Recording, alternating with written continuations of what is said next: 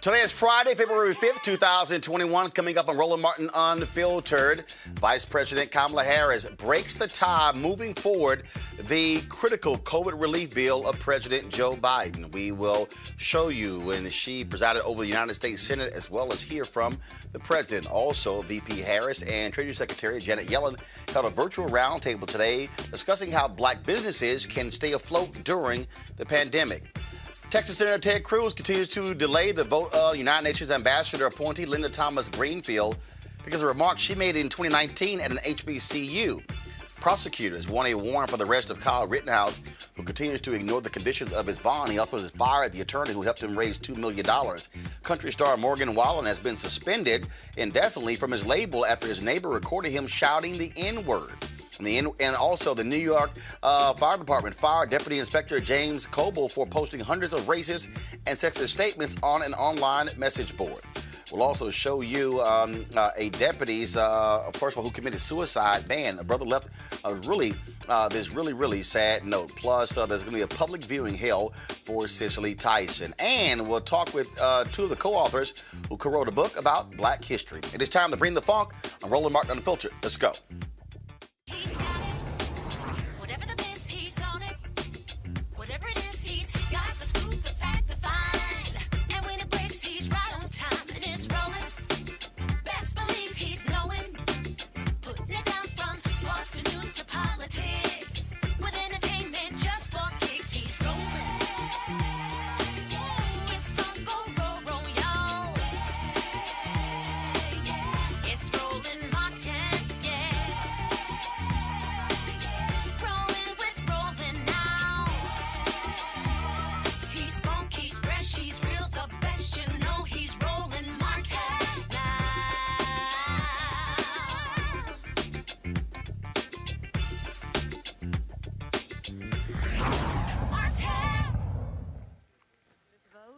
The yeas are 50, the nays are 50, the Senate being equally divided. The Vice President votes in the affirmative, and the concurrent resolution as amended is adopted.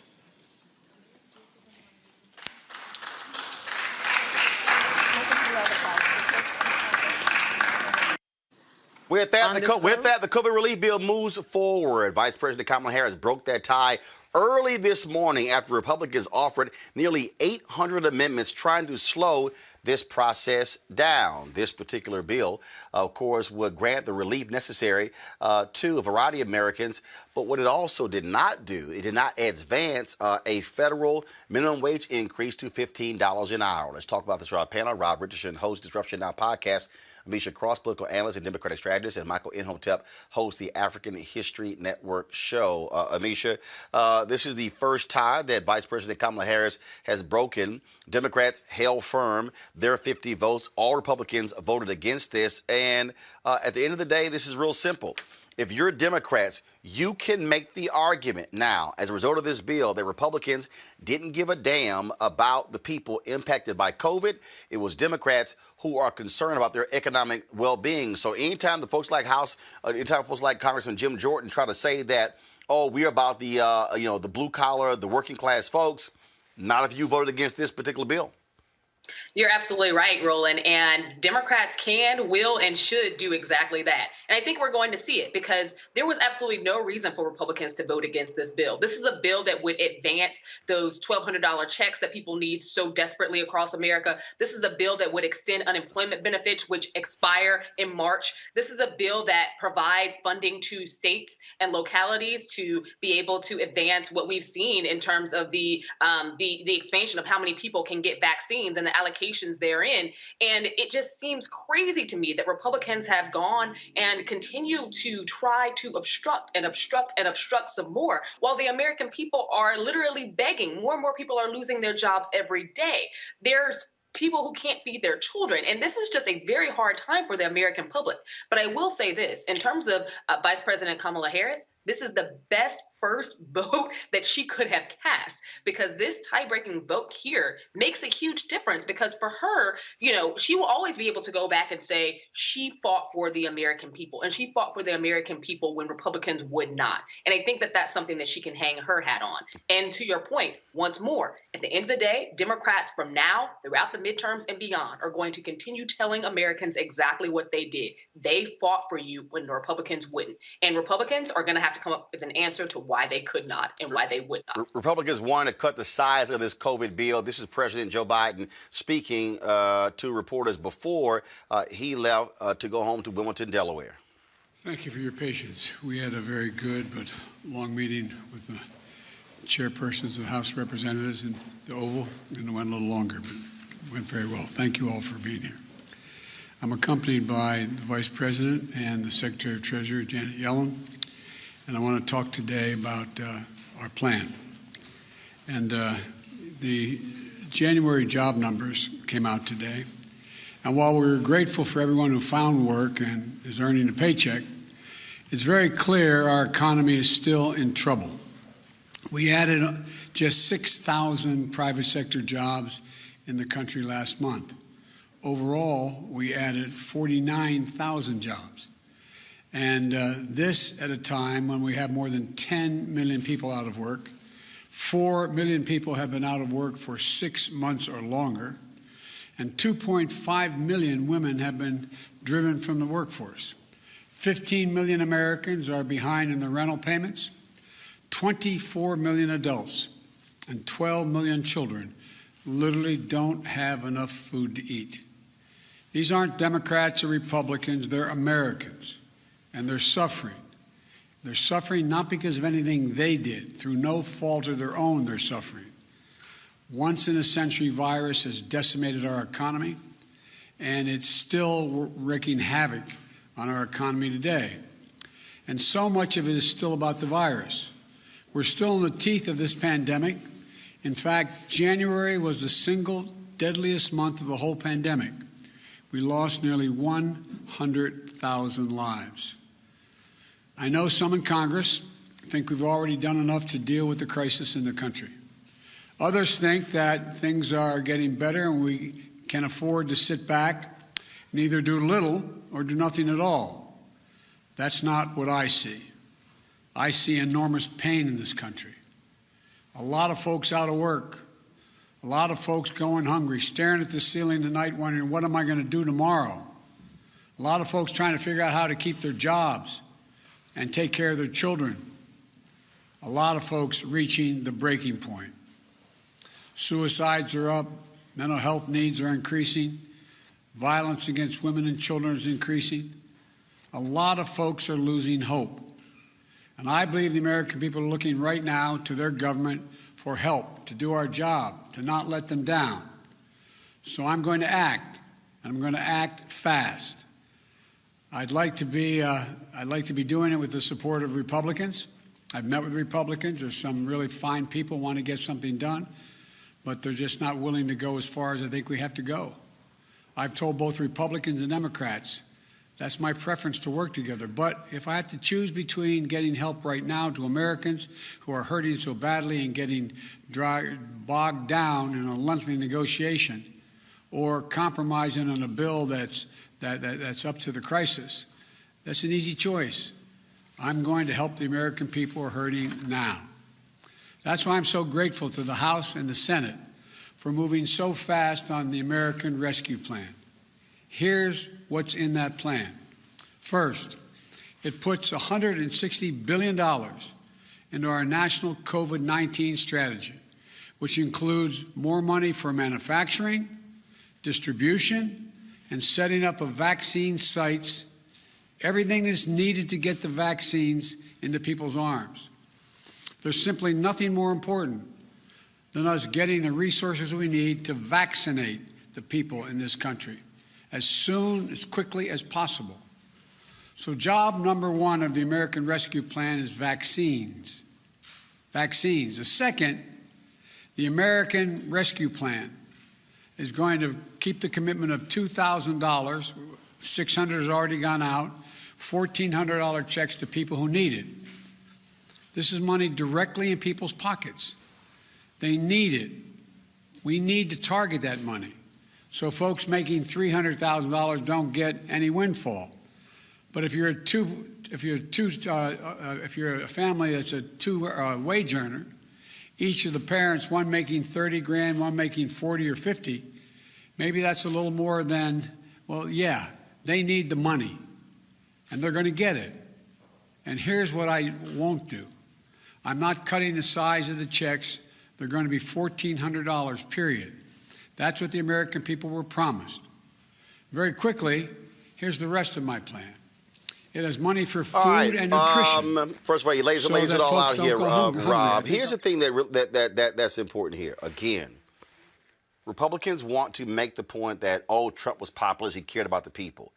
If Democrats consistently say, just like they're saying, no, we're not going to provide stimulus checks to folks making $300,000, I guarantee you that's going to poll well. Absolutely. That has to be, if Democrats are smart, that has to be their position consistently when it comes to who's not going to get tax breaks, who's not going to get help. That's what you do. And so they can completely destroy any argument Republicans make by saying, oh, Democrats, they're destroying the economy. And here's the piece. Larry Summers, he wrote some article saying, oh, that Biden's plan could be too big. It's real simple. $1.9 billion COVID relief plan, repeal the Trump tax cuts. That's $1.1 billion. Yo, it's paid for. Yeah, I mean, call it a day. Look, it's nice to hear a president talk in a normal way where it's not a bunch of drama. So I just want to say that. And I acknowledge the fact that he said, yes, he'd like there to be Republican support. We would all like that to happen. But it's not going to happen. It's never going to happen. They're not going to do it on any bill, so they should get used to this. Every single bill of any substance is going to require 51 votes. It's going to require Vice President Harris to break that vote. And Democrats need to come from that mindset and frame, and just like you said, Roland, they need to frame not only who they're helping and who they're not, but who the Republicans aren't helping. They don't want to help you. They are trying to hurt you. They are hurting the economy. They're not working with you, and they don't want to work for you. They just want to take our country back because that's all they care about is power. And so we got to make sure we're proactive in that message and not wait and expect Republicans to come along. Like we do have to make the attempt, but we don't have to wait on them. And I know we got Joe Manchin, one person who wants to convince Republicans. I know he's in a Republican state, but look, while you're there, get some stuff done for people and hope that they reelect you. Otherwise, nothing else matters because they are not going to work with you. No matter what you do, they're going to find a way to work against you. We know who they are. The thing here, Michael, is the Republican governor of West Virginia was begging for the money. Well, he used to be a Democrat. Then he flipped to Republican when Trump was there. Don't be shocked if he flips back to Democrat while Biden is there. And so he made the point they needed the money. Because Republicans did not like this particular bill because they felt that it was too much money for local and state governments, for them bailing them out when they really only wanted to target those blue cities, those blue states. Again, if Democrats are smart, every move you make is all about how you are helping those who make less than $200,000 or $300,000 a year. If you are a family out there and you're making 30, 40, 50, 60, 70 grand, trust me, you don't give a damn about somebody making five times as much money as you, who all of a sudden it says, well, what about us? Trust me, if you're making combined 300 grand a year, you're doing fine compared to most Americans. Yeah, for the most part, that's true, Roland. And it's interesting you mentioned some of the governors because you're going to have a lot. I think you're going to have a lot of Republican governors. They have a lot of poor white people in their states who need this money. And the other thing is blue-leaning states or Democratic states contribute more each year to the federal taxpayer pot than red states, than Republican states. And this is something that Governor Cuomo of New York pointed out a few months ago to Moscow Mitch McConnell, who's in a very poor state, Kentucky, Mitch McConnell.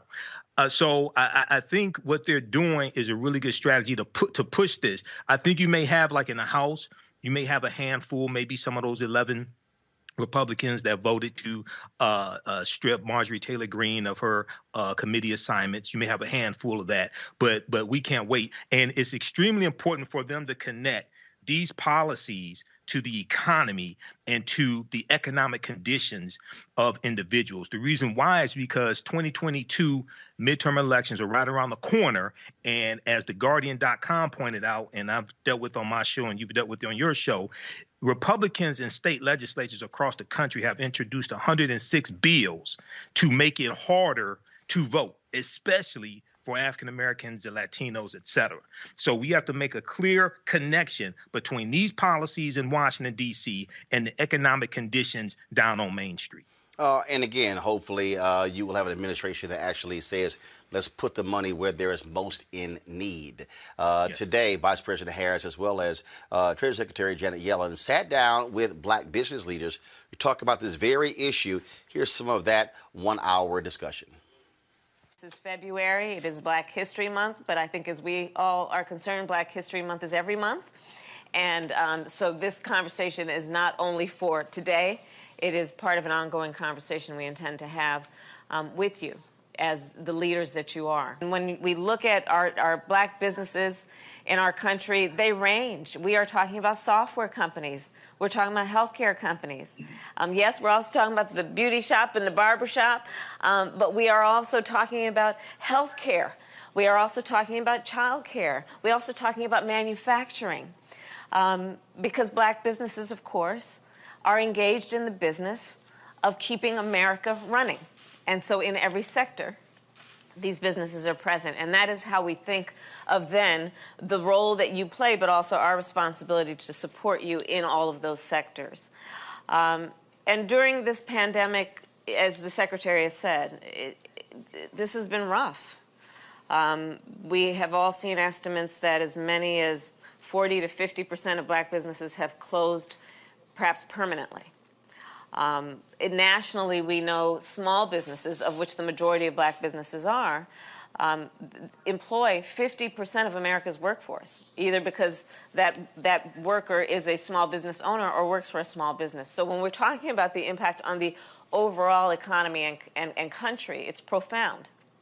And our research also has shown that in the pandemic, and this is something that is a lived experience for many of you and your members, the PPP program was not accessible to so many of our black-owned businesses. And it had to do with a multitude of issues, which included that those businesses were not necessarily engaged with the big banks, didn't necessarily have the familiar or the consistent relationship, if not any relationship, with a banker who could then call somebody up and say, Miss Smith, this thing is coming down and this is how you apply for it. But what we know is those relationships do exist. And so for whom those relationships are intact, they got the benefit, and for whom those relationships are not intact, they did not get the benefit of the PPP.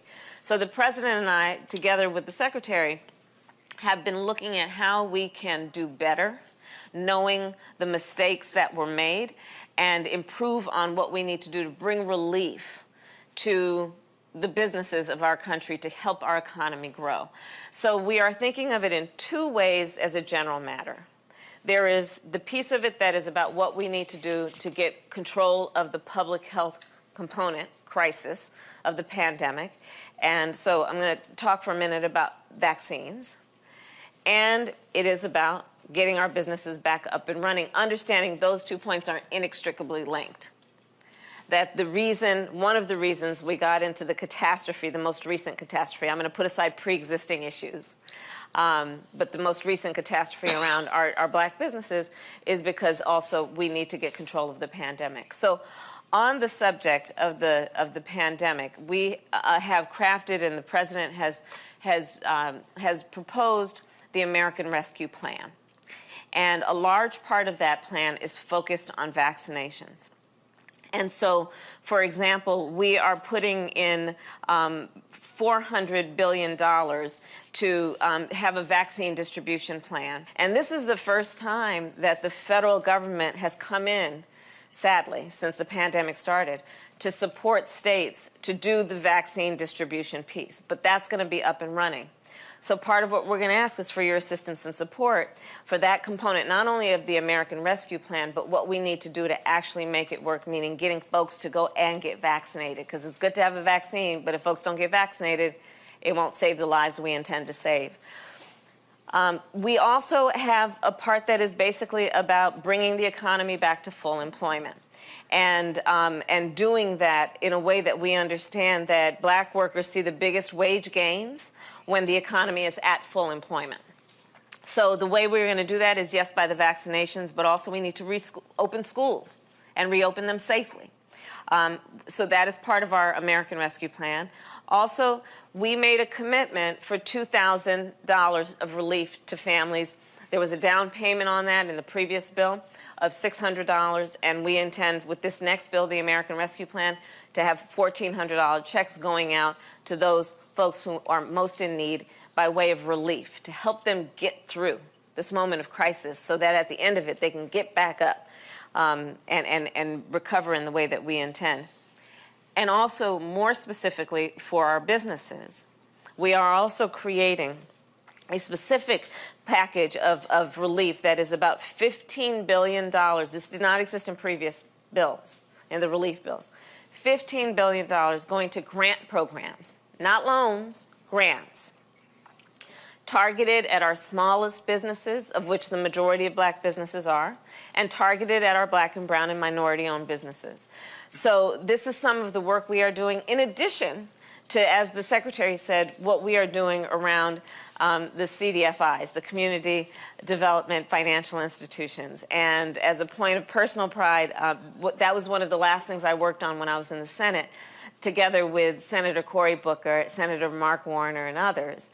And the idea is basically to put more capital, to infuse more resources into our community banks, knowing that those are the ones that have the relationships with our businesses and are best equipped to support them, not only by way of grants and loans, but also by way of helping them grow their businesses, helping and surrounding them with the infrastructure of skills and resources they need to sustain a business. So these are some of the areas of focus. This right here, Michael, is where, again, targeted efforts need to be made, unlike where you had the Trump folks who it was all about big business and helping those who already got money. Well, not only was it all about big business and helping those that already had money, it was also removing the inspector general who watched over how the money was distributed. Okay. And then we found out that you had like some Trump-related businesses or something like that got money as well from the first round of the I think it was the first round of the stimulus bill. So this is extremely good. I'm glad Madam Vice President Kamala Harris had this meeting along with Janet Yellen, and once again, this is an example of how politics is the legal distribution of scarce wealth, power, and resources, and the writing of laws, statutes, ordinances, amendments, and treaties, their adoption, interpretation, and enforcement. It's important for us to go back and look at the article from Forbes.com from April of 2020. 41% of black-owned businesses had gone out of business because of the COVID economy as of April 2020. Now it's probably at least 50%. So what we just saw is an example of how elections have consequences and African Americans voting their interests. So we have to follow through on this. But what I just saw, that's a good start. I keep saying, you should follow the money, follow the money, follow the money. At the end of the day, that's what has to happen. And when we talk about how do we make demands of this government, it has to be helping those people who are most in need. We have seen some reports, 40+% of black businesses lost as a result of COVID-19. January 2020, we're talking about 2.6, 2.7 million black-owned businesses. You lose 40% of those businesses, we're now talking about a massive, massive number. More than a million businesses lost. They were, first of all, of the 2.6 million, 2.5 million only had one employee anyway.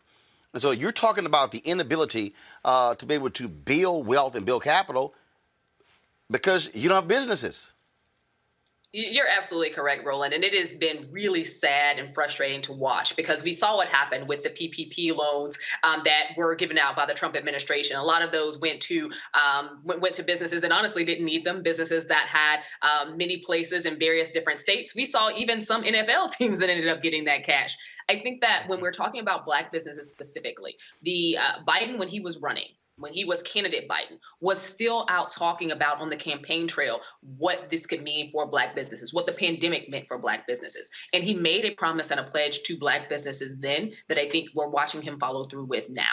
It makes sense to look towards community banks because, to be honest, as a Southsider, as a Chicagoan, when it comes to Black businesses that actually took off in the community, they were businesses that got their funding from community banks. They couldn't get funding from Chase. They couldn't get funding from some of these larger banks that their white counterparts could easily. So I think that when you're talking about funding infusions there, when you're talking about specifically targeting money towards Black businesses, not just small businesses, but Black businesses, because when you say small business, every other business seems to get it, but businesses that are run by Black people. We definitely have to make sure that that targeting happens. And I'm glad that the conversation was started today and that we're seeing this policy in practice and that Black businesses do have relief on the horizon.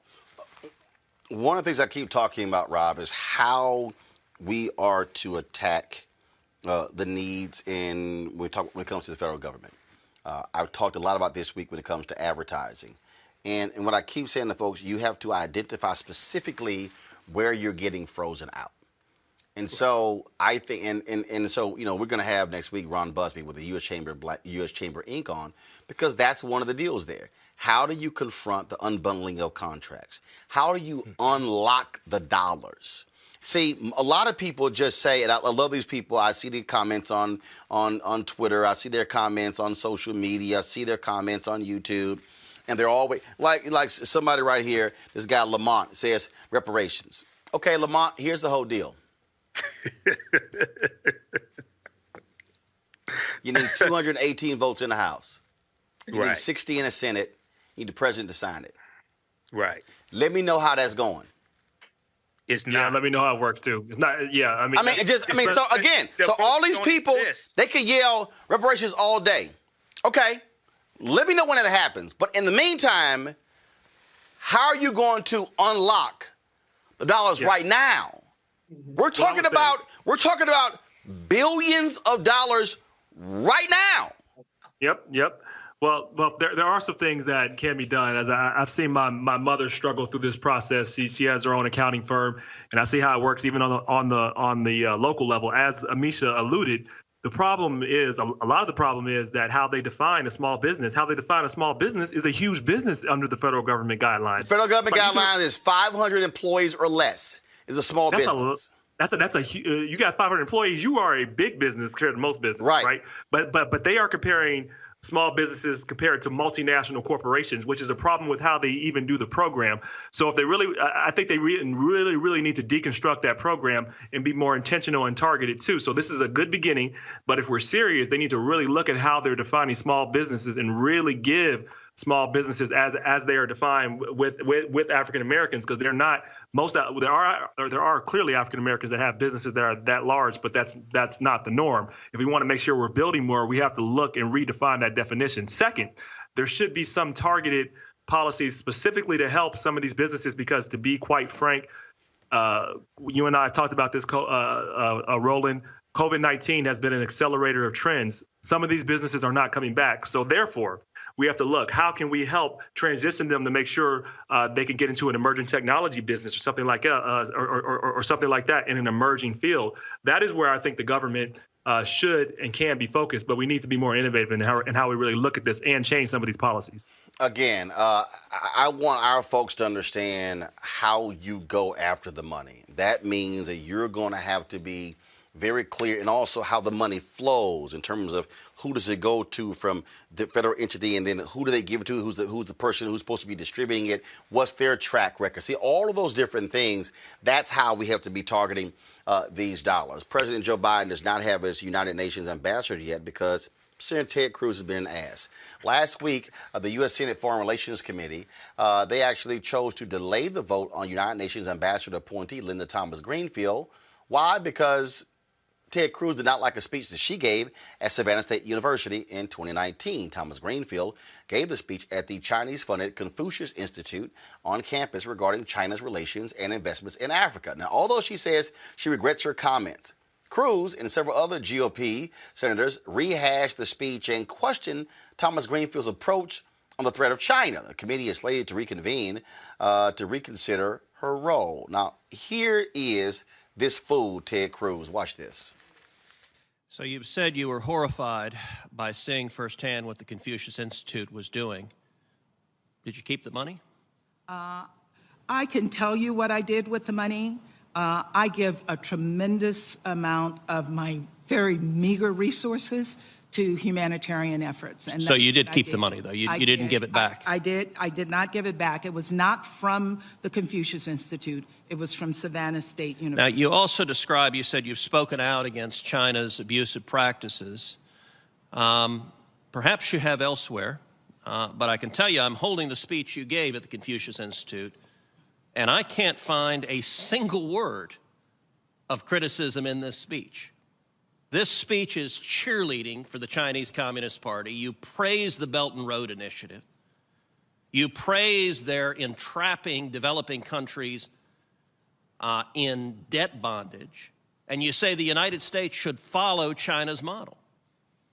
Is it the role of America's UN ambassador to be cheering on the Chinese Communist Party at the expense of the developing world and at the expense of America?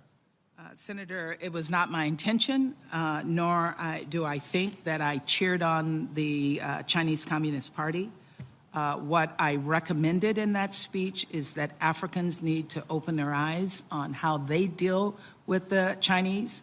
And I would like to see the United States government do more in Africa to compete with My final question, did you have even a word of criticism about the Chinese Communist Party, about its murders, about its tortures, about its concentration camps, about its genocide? Did you have even a word of criticism in the speech you gave at the Confucius Institute? I spoke about human rights there. That's the speech, but you don't see my other engagements with students who ask questions that I answered frankly. And I don't ignore human rights. I talk about the fact that Africans like our But in values. the speech, did you address human rights? I did. Human rights is referred to as something that we promote in the United States. What did you say about human rights in the speech? That are our values. What did you say? I mean, in my discussions with Africans. But I the speech appreciate didn't have what you're saying. I'm not denying this. As I said, I regret this. This is one speech in my 35-year career, and I do regret that speech, but if you look at what I have done prior to that, there is no question that I understand. I am not at all naive about what the Chinese are doing, and I have called them out on a regular basis, including today. Thank you. Senator Cory Booker of New Jersey did not quite like Ted Cruz keep harping on this speech at a HBCU, and he had her back. So good to see you here today. I watched the whole hearing on my television in my office and was really appreciative with generous spirit on both sides of the aisle and the substance of the question. I did hear one colleague, though, refer to Biden administration's nominees as embracing China. I think that was the exact wording. And I found that just patently unfair and untrue. And then I heard one speech being taken in a way that was patently offensive to me at a moment that we just had a siege on the Capitol. And I would actually say that of all the members here of this committee, there's not one that doesn't have something in a speech in their past that they regret doing, as this person has said, especially at a time that we see people whipped up to storm a Capitol and the perpetuation of baseless lies that an election that was won by 7 million votes was a fraud. And so I'm particularly galled that in the spirit of bipartisanship, which we usually have, that you were treated like you were recently about one speech that you had already thoroughly explained to numerous members.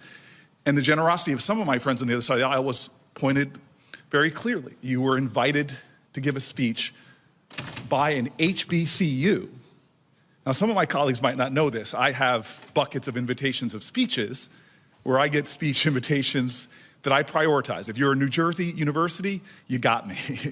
If you are one of my alma maters, you got me. But when I get a call from an HBCU, I would imagine to the nominee, you know the sacred importance of HBCUs.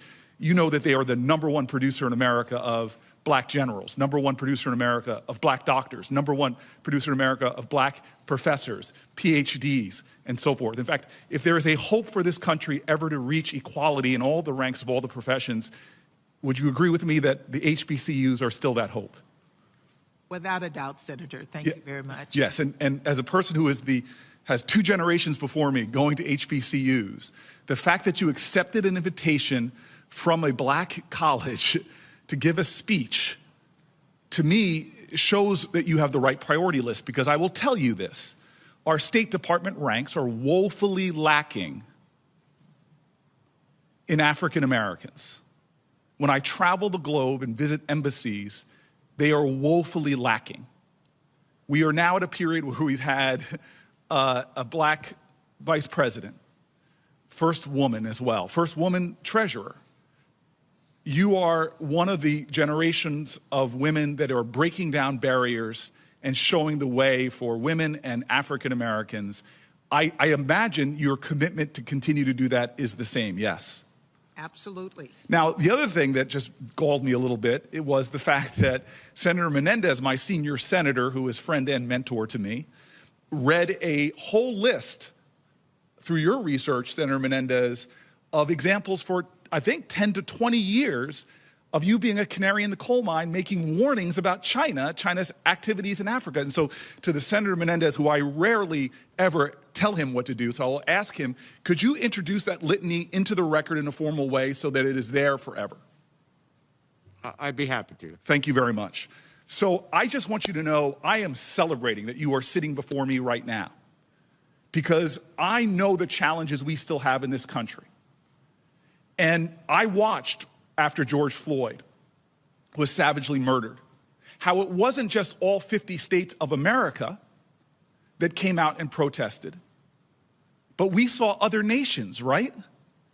At least a dozen other countries, because they know that the United States of America, if we can make our values true here, there's hope for the world. Would you agree with that? Yes, sir. So I have 30 seconds left, and I apologize for using all my time. But I just want you to know, for my ancestors, for communities of color all around the world who wonder if this nation will ever achieve itself, will ever get to a point where we can be a country where we celebrate the richness of our diversity, not just in words, but in positions of leadership, where we achieve our potential, as past generations saw when they brought hidden figures out of the shadows and sat them together with NASA astronauts and literally defied gravity. That you today, sitting in that seat, are a reason to rejoice.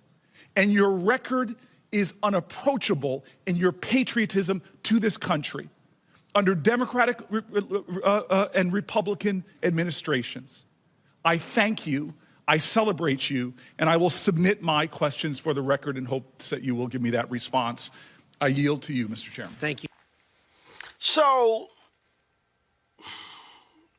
Michael, here's why I am greatly bothered here.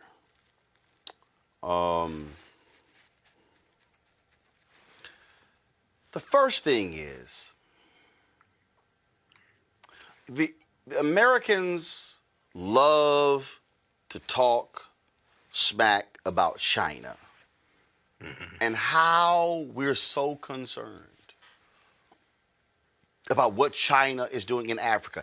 And Thomas-Greenfield said, I would like to see America do more. I remember when Hillary Clinton was Secretary of State, and she was cautioning African nations about accepting money for investment for China. And I'm sitting here going, well, it ain't like the United States is coming to the table. with $100 billion for Chinese nations. Now, let me be real clear. I am not defending how the Chinese, in many cases, have raped African nations. Right. But when other countries are coming with nothing, you're basically saying to African nations, hey, y'all on your own. They're going to cut those deals with China. And so, Cruz, show me where you want to putting a bill forth for the United States to invest in African nations. It's not going to happen, Michael. I don't think Ted Cruz is doing that. And I think Ted Cruz is just trying to be an obstructionist. Okay. I think he's just trying to be an obstructionist. But, you know, is not, see, Ted Cruz is a very interesting but unlikable person at the same time. Because this is the guy who more likable than he is on insulted his wife. Donald Trump insulted his wife, right? But then Ted Cruz continues to carry Donald Trump's water. And Ted Cruz was at the Stop the Steal rally January 6th inciting the insurrectionists. He was there. So, you know, I'm glad you showed Senator Cory Booker putting everything into context. And really, it was a underhanded backhand slap at Ted Cruz also what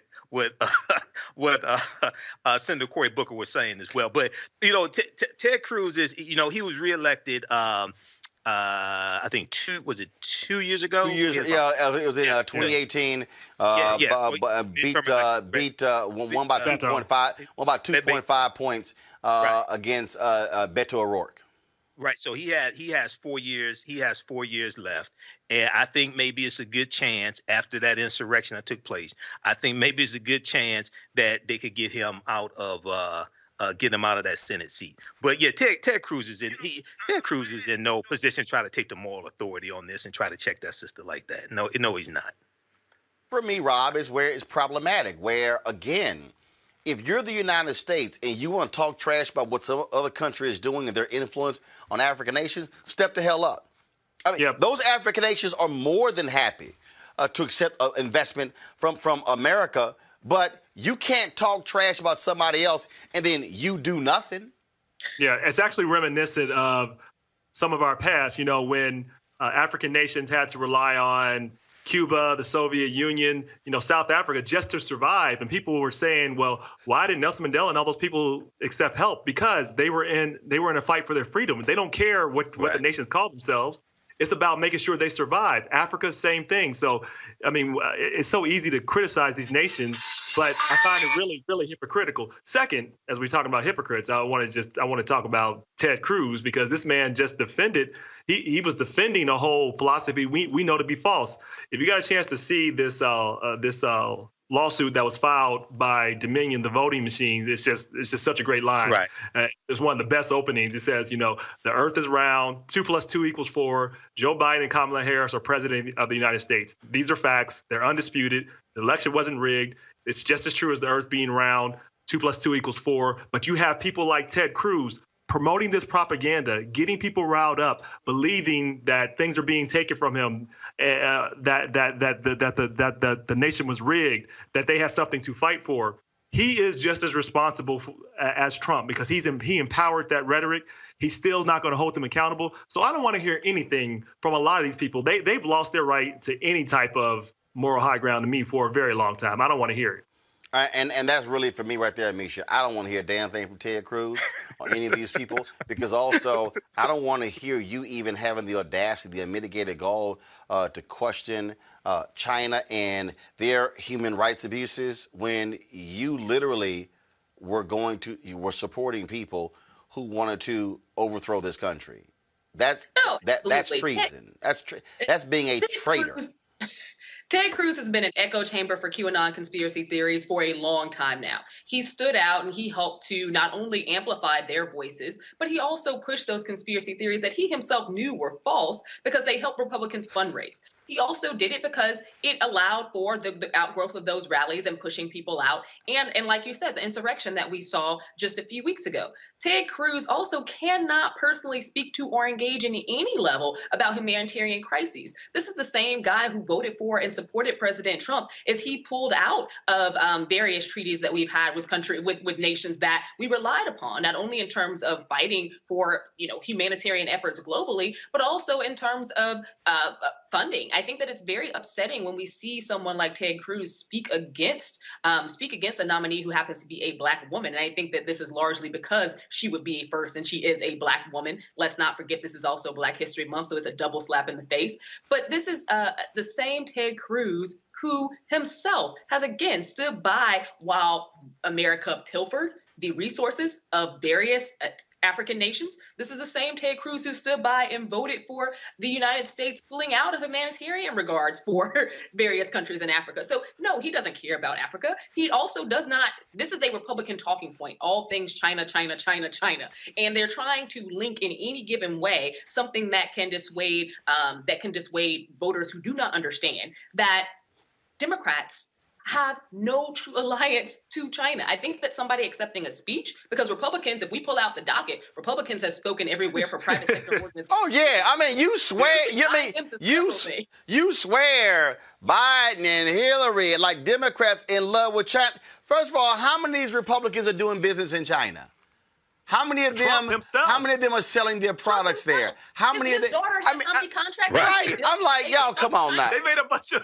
Yep. I mean, they're all full of it. They're all full of it. They're just such great marketers, though. What I have to give Republicans is they know how to market some shit, boy. They can make up some stuff and make people believe it.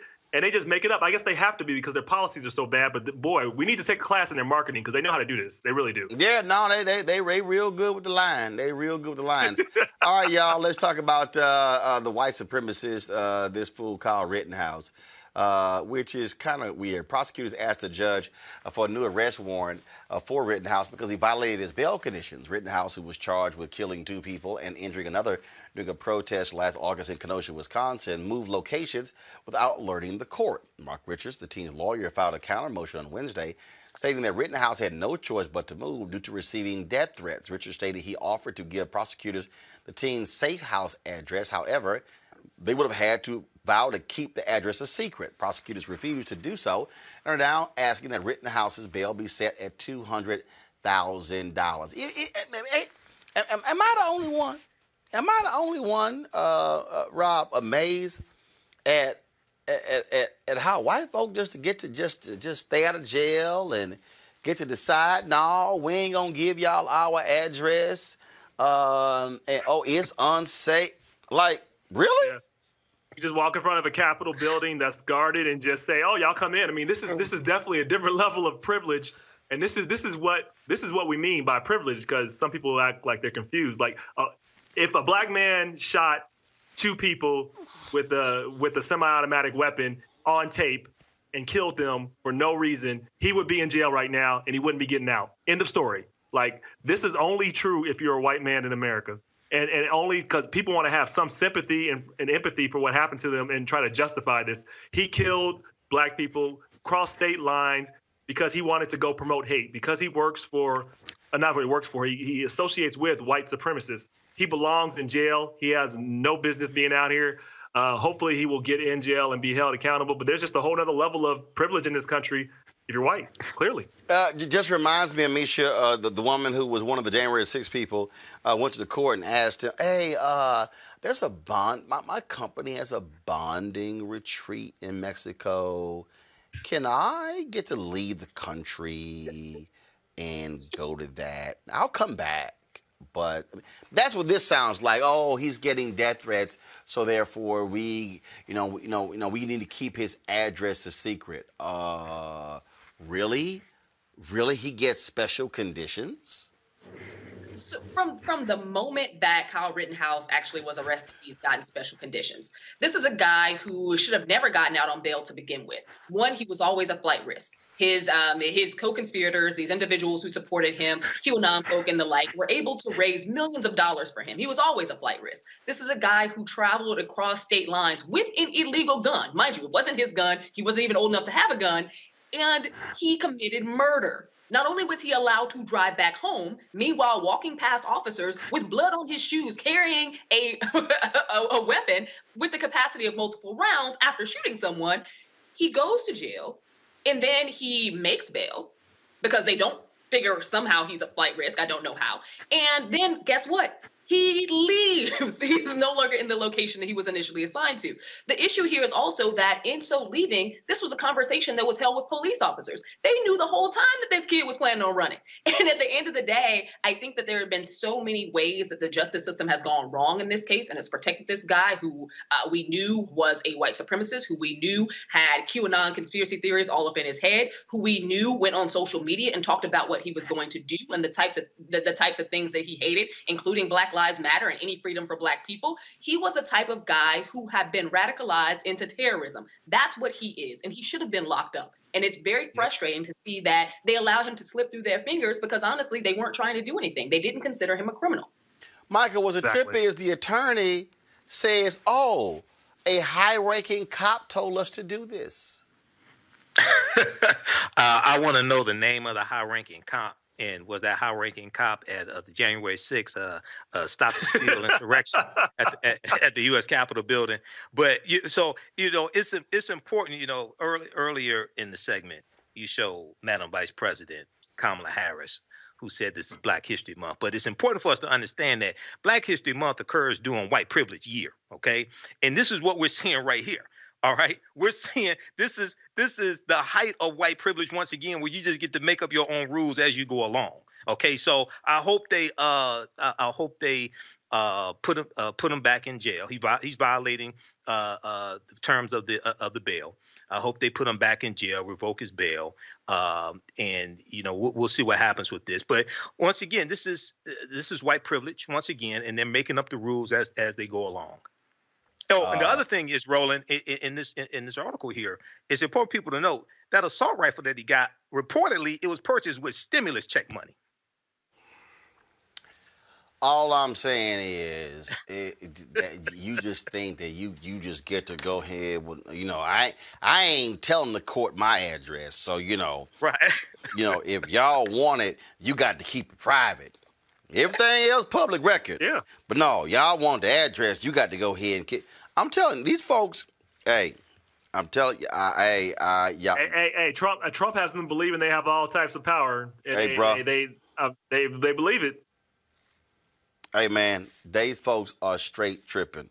All right, y'all. So country music star Morgan Wallen has been suspended indefinitely from his label after his neighbor recorded him shouting the N-word as he was coming home from a night out in Nashville. Wallen has apologized and taken responsibility. However, the fallout has been significant. Radio stations have removed the music from their playlists, and the country music industry has denounced him.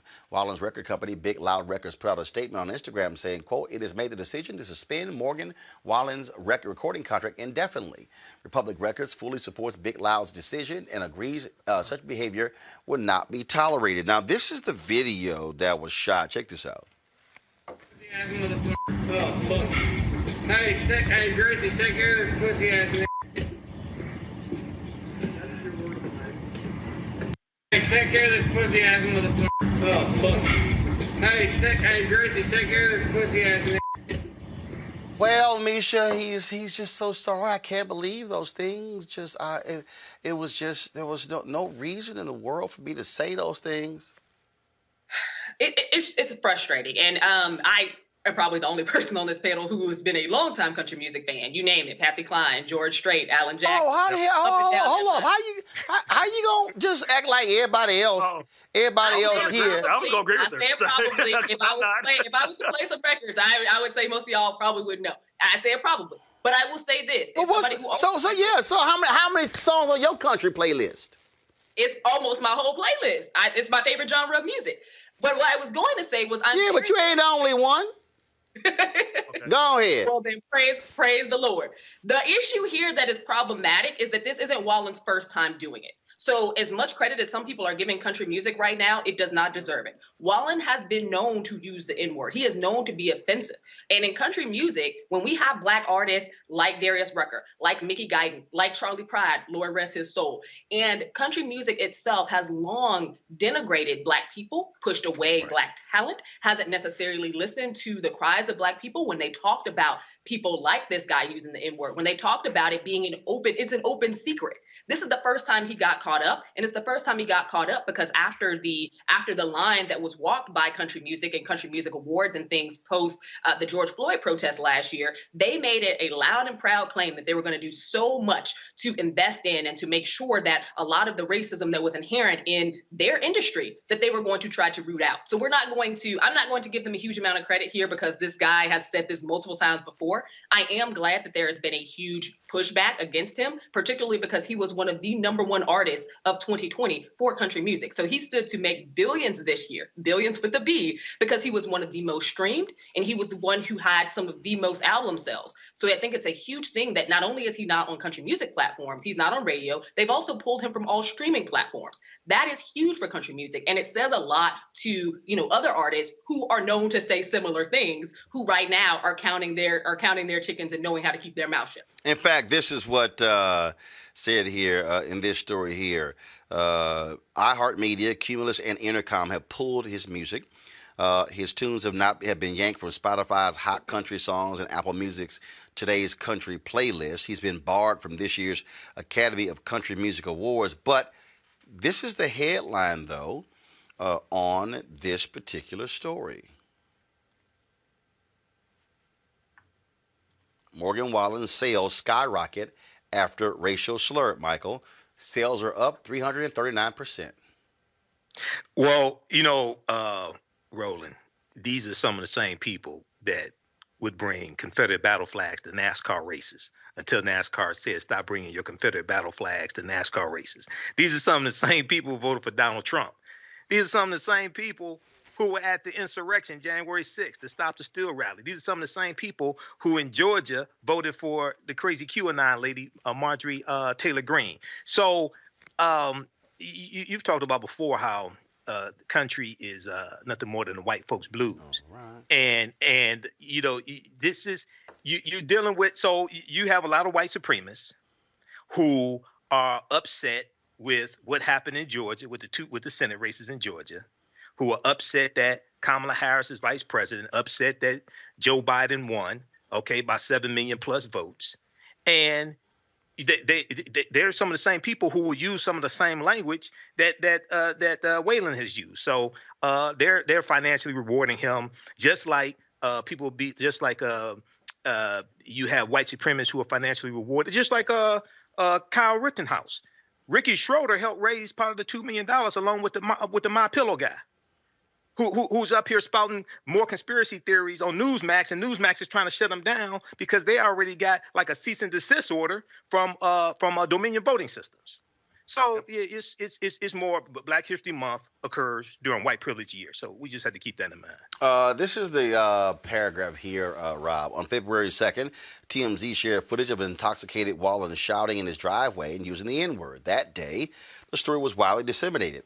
He sold 5,000 total units, about 1,000 of which were copies of his recent release, Dangerous, the double album. Those numbers may have kept Dangerous on pace to be the #1 album in the country for a 4th week in a row. But on February 3rd, as the backlash grew, he sold a staggering 7,000 albums and 22,500 total units.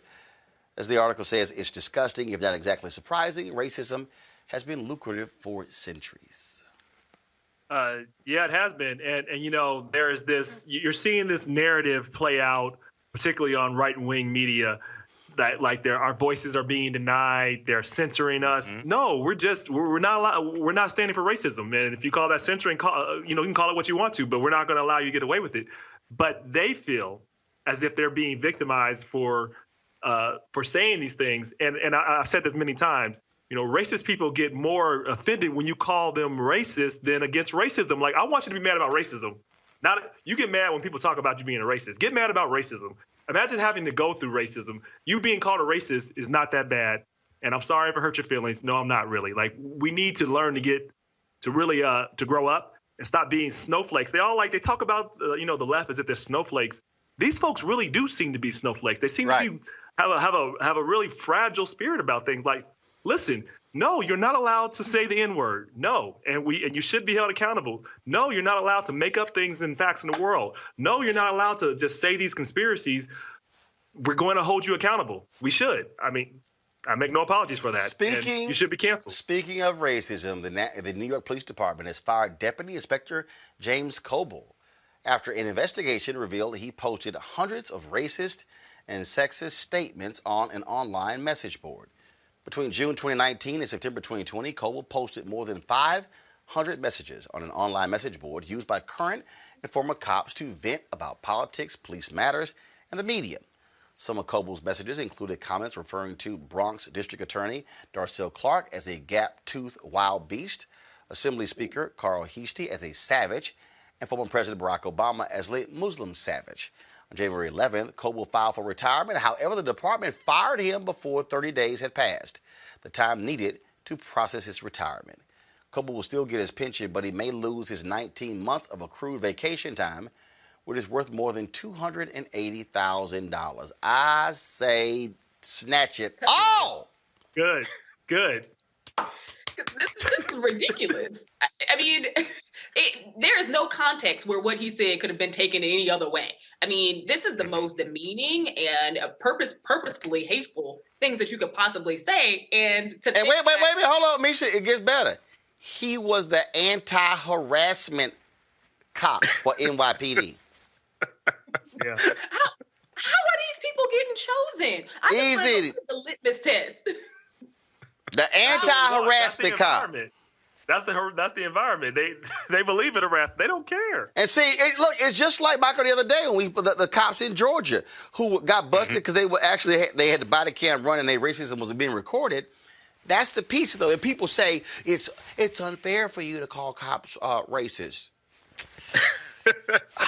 See, what's happening is that a lot of people's everyday actions and everyday vernacular and sayings are being exposed and they're being held accountable.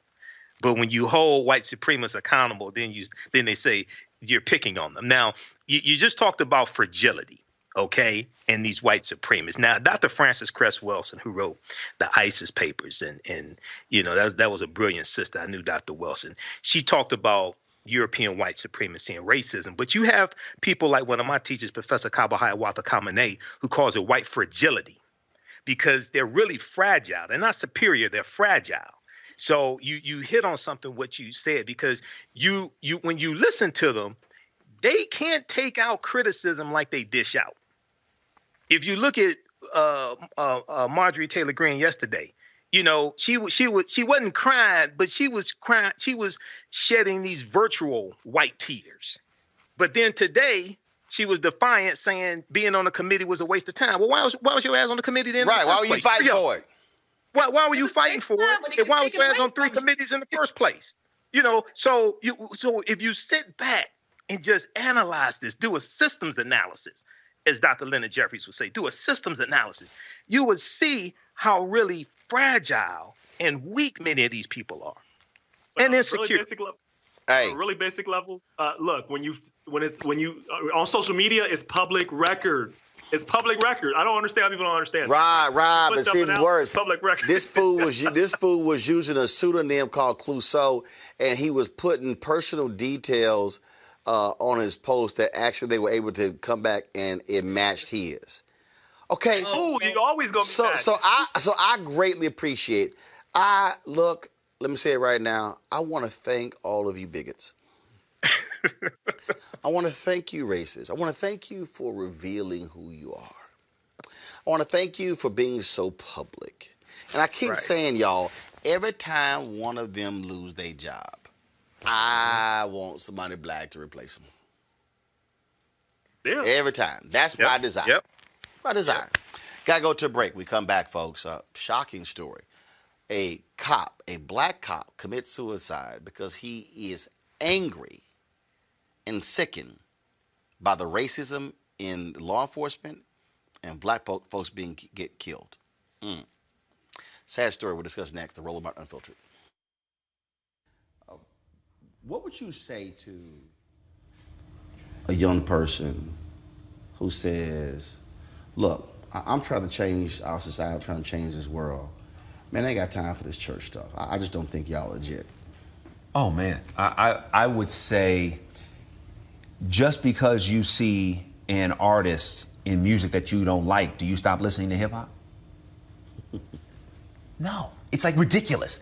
You see one artist do something that is what their choice was, has nothing to do with the whole industry or the whole art form of hip hop. You don't throw out hip hop. So the same way, if you see an artist that you don't like do that, I would ask you, don't do the same thing with the church. Because just because you see one minister, one man or woman do something that you don't agree with, don't use that as an excuse to demonize an institution that could actually help save your life. You know, I am who I am because I was raised in the church. You know, all the things that I'm able to do in the world are directly related to being brought up in a healthy church environment where I learned how to develop my gifts. I learned how to communicate. I learned how to deal with other people. I learned how to lead. All of those things that help me and other people become successful in society, you can learn in the church. So I would say to somebody that's young, I would challenge them. Everything that's in you, if you're trying to get it out, get into a good church, because that church will be a fantastic incubator for all the gifts that are in you. And when you find the right church, you will find that the others that you may have been looking at were the wrong people to look at. In any profession, I don't care what it is, you're always going to find people that you can point out that may not represent that profession to the best of their ability. But when you find those that do, then you begin to see what it really is about. The U.S. uses more than half the world's healthcare resources, but we're ranked 43rd in the world for life expectancy.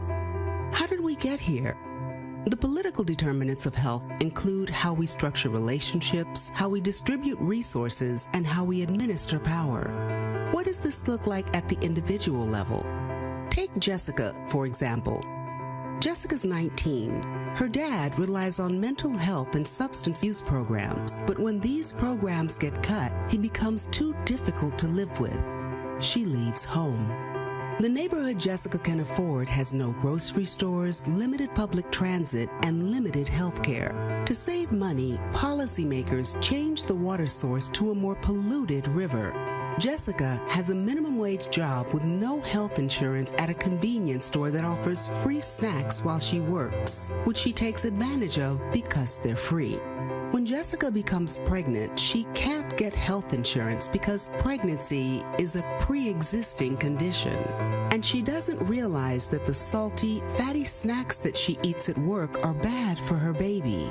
Jessica gets a ride to the closest clinic for a prenatal appointment, but the doctor is rushed and rude to her. She doesn't go back. Jessica develops preeclampsia and almost dies during her son's premature birth. He's born with cognitive defects because of poor diet, contaminated water source, and lack of access to prenatal care. As he grows up, Jessica learns that her school district doesn't have the resources to accommodate her son's special needs. He drops out after 8th grade and will repeat the cycle of poverty. Through Jessica's story, we begin to see how social determinants, environmental determinants, healthcare determinants, and behavioral health determinants take their toll on our lives. And Jessica's story shows us how political determinants supersede personal responsibility. Equity in our policies is a process and an outcome. Change comes when we can identify political champions at all levels and figure out how our most pressing issues align with their policies. For more actionable solutions to close the health gap, read The Political Determinants of Health by Daniel E. Dawes.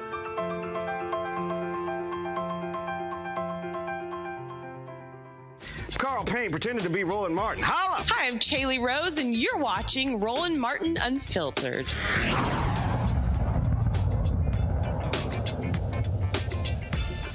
A black Lafayette Parish Sheriff's deputy committed suicide after posting a video saying he was done serving a system that didn't care about him or the black community. 43-year-old deputy Clyde Curb III killed himself in front of his workplace at the Lafayette Parish Sheriff's Office on Monday.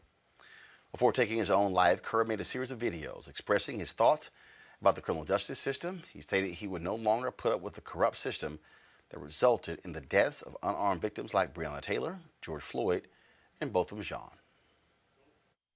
It's January 31st, a little bit after 1:30. last Sunday. So, here's what it is. I was kind of hoping to see the Super Bowl, this one especially, because we got two Purple Knights actually playing against each other. Mr. Tyrann Mathieu and Leonard Fournette. Hope y'all go forth and conquer. And, I don't think it's happenstance that everything is going on at this particular time. So, I don't know, possibly, maybe if y'all want to, you should. Like I say, take a knee, but you need to figure something out, because this is a moment that can be seized. I think that it should be. So, but yeah, man. I've had enough of all of this nonsense of serving a system that does not give a damn about me or people like me, or just about life in general. And this is my statement. If this isn't something to state that this killing that's going on, especially by the police, which I am, I can't abide by this no more. I'm not having anything to do with this nonsense anymore. Call me what you want, try to discredit me. I have been a stellar deputy in this 5+ years that I've been there. My last email's been sent. It's copied to somebody. I can't be discredited. Never so much as one write-up for maybe some reports being late. None whatsoever. So it can't be said that, I was a shammer or anything like that, or I wasn't pulling my weight. And just for contextual purposes, I just want y'all to understand where and what I'm coming from. My entire life has been in service of other people. And it's just dawned on me that this time, as of now, needs to be seized, because you don't really give a damn about us. That is the truth. That is the truth. I've served with a full heart in the military. After that, got back into law enforcement, and you have no idea how hard it is to put a uniform on in this day and age with everything that's going on. None. And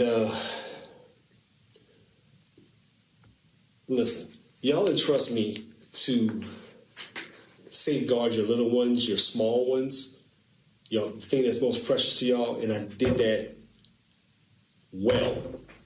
Y'all trusted me with that. I've had security clearance in the military. That's verifiable. If I was untrustworthy, if I was a threat, would they let me guard the U.S. Embassy in Kabul? Which I did. I trained Iraqi police, Afghan national police, and that's not it. But I wouldn't have been put in a position of that if they thought I was a threat. But that has allowed me to see the inner working of things, and this is a demonic system, and it's not anything I can continue to serve and want to be a part of. And this is not right. This is no form of justice. Let's go down the list. Both of them shot in his own apartment. How'd that work? How does that work? Chilling on his couch. I don't give a damn if he had weed in the apartment. You're going to execute somebody for that? Oh, no, y'all are good for that. You break up families for a plant, this war on drugs and this nonsense. But, now it's starting to get legal because big pharmaceutical companies stand to make billions off of it, and they paid off the lobbyists, who in turn have started ushering the way it needs to go for them. The countless people who are doing time behind that. How do you even make amends for that? You can't. You can't. This Floyd, man, Breonna, this shit's not right. I'm telling you, it's not. If this feels right to you as a person, then something is wrong with you. This is the furthest thing from right. this is the manner of wickedness that bruh. And you're getting away with it. When is enough going to be enough for people? Huh? Seriously. Y'all are radicalizing people, and then when they buck and they want to go against the system because it's not for them, you come down on them with a hammer. I can't. I don't understand this. That's a tremendously sad video. Kerr was a military veteran and a father who, in one of his videos, said that he struggled explaining Floyd's death to his son. The Lafayette Police Department and Lafayette community are mourning his loss and are remembering him as an officer who was truly committed to his job. Amisha?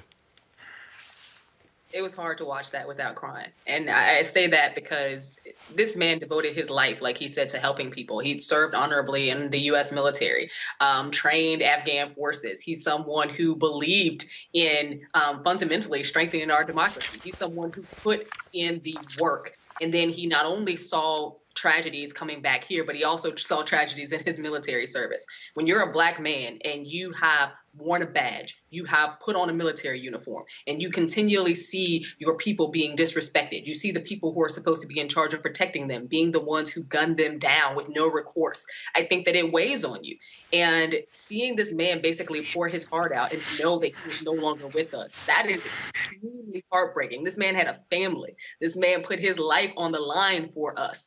And he's watching police across this country just not care about black people and dispense our lives like they don't matter. And he was fed up, and not just fed up enough to quit, but fed up enough to take his own life. That is huge. And I think that it speaks so much to what needs to be done in terms of police reforms, but also the weight that many of our black officers in uniform carry every single day.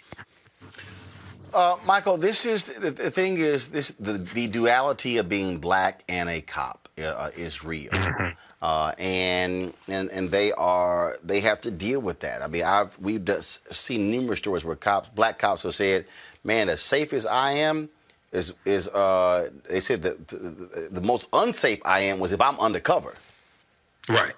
I mean, they said the safest I could be is when I'm wearing the uniform because they're not going to mistake me.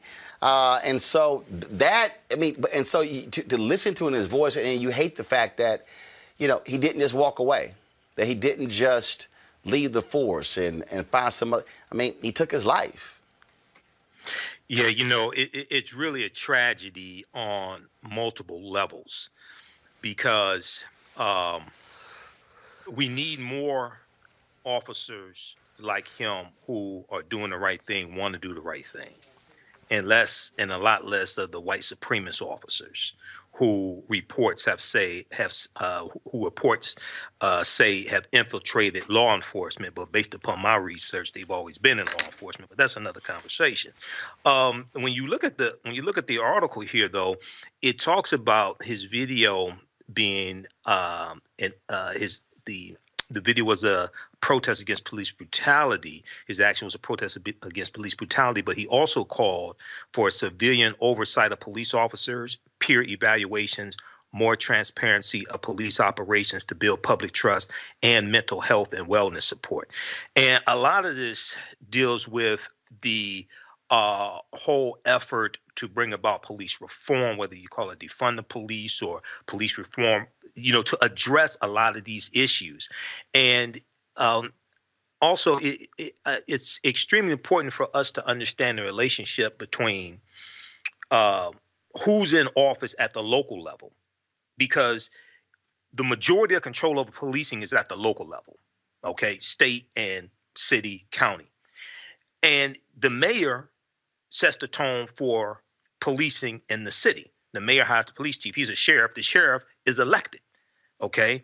So a lot of this deals with the politics also at the local level. But, this is a tragedy on multiple levels.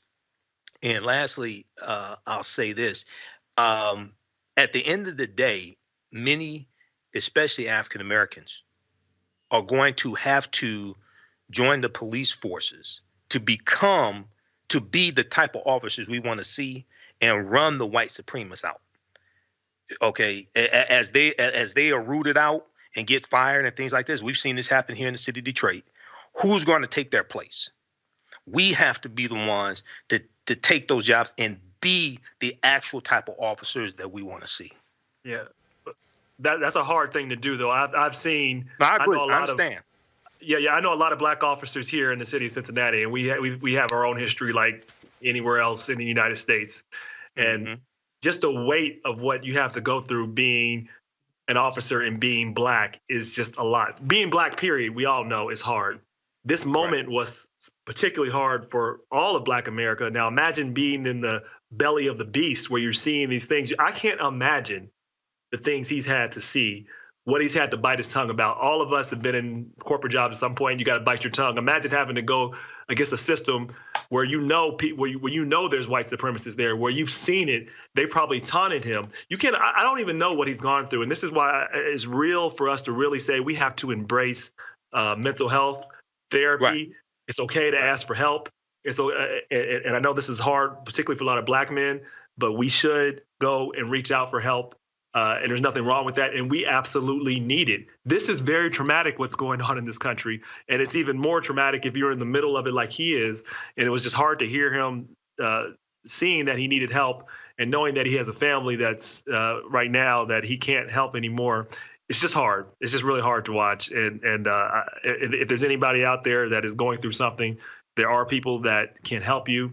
And if you know people and you hear them saying something, if you hear something, listen to them. People just don't say stuff like this because they just want to get attention. They usually it's usually a cry for help, and get them that help because we don't want to see this repeated. And it's repeated too much in our community. Mm-hmm. Well, you're absolutely right, and that's. I mean, it is sad. It's unfortunate that that man lost, took his life, and his family has to, of course, deal with that, and so that's quite sad. All right, folks, gonna go to a quick break. We come back. I can't wait to get my panel's thoughts on this raging debate. I'll tell you what it is next on Roland Martin Unfiltered. And for me, the reason I see the value, so my parents worked elections. They volunteered for campaigns. They ran phone banks. I remember being 7, 8, 9 years old. It was like you had no choice. It's not like you had a vote. It was like, yo, go over there for the next 8 hours, stand there and hand out these pamphlets to anybody who's walking in, and then we'll bring you lunch, and then you got some water for yourself. It's kind of like, okay. Again, that was what wasn't like that my brother could say, nah, we're all right. We're going to stay at the house. It didn't work that way. And so for me, that was a huge part of my upbringing. And look at you now. And it's very interesting because for me, service was a huge part of my upbringing. And that's just something that's just, it's a natural thing. I don't think twice about going out and doing community service. I don't think twice about giving up my Saturday mornings, even if I stayed out late on Friday nights. I don't think twice about going to church in the mornings. I think that might be even bigger than the civics piece in schools. I mean, I think that at this point, having that in schools at least gives the children the opportunity to go home and ask their parents, so Mom, Dad, what is this? What do you think we should do about this? This is what I learned in school today. Let's talk about it. At least gives the children something to bring home and start a conversation with. However, if the parents start that for the children, then, then the children can go to school and say, hey, why am I not learning this here?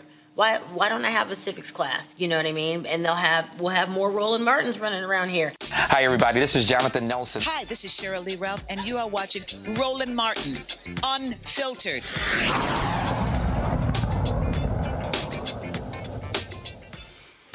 All right, folks, Super Bowl takes place on Sunday, and, it's really interesting to me. Every week of the Super Bowl, the NFL commissioner has a news conference where they address the state of the league. And during this news conference, Roger Goodell talked about how the NFL was just, not happy at all about diversity and how the owners, how they are committed to having diversity, except they're the ones who hire.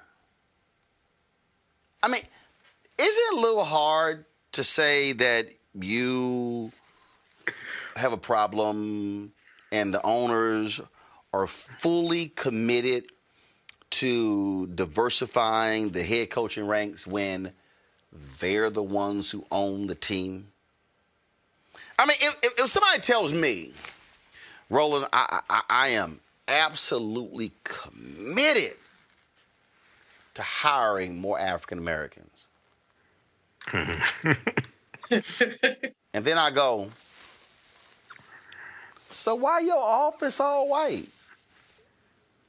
And then I asked them, how many people have you hired in the last 6 months?